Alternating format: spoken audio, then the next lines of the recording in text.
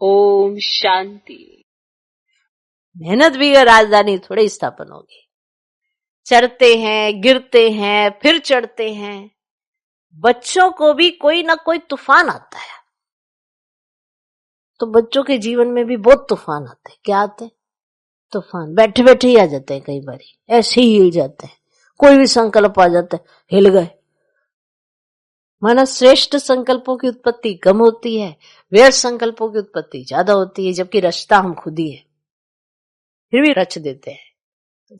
इसीलिए पेपर तो आते हैं, पर पेपर में मेरी स्वस्थिति कैसी, ये बात होती है ना।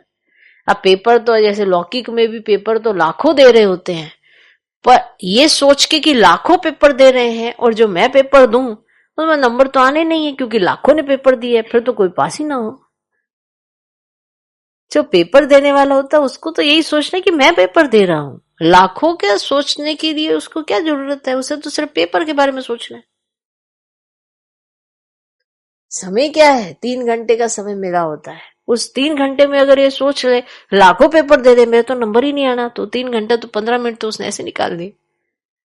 उसको तो उस समय यही सोचना है कि मुझे पेपर देना है, मुझे मेरी बुद्धि अच्छी रखनी है, तो मैं अटेम्प्ट कर पाऊंगा। और अच्छा अटेम्प्ट करूंगा तो चाहे लाखों चाहे करोड़ों हो, नंबर तो मेरे ही आने हैं। ये भी ऐसा है कि समय क्या है, परिस्थिति क्या है, परिस्थिति कैसी है।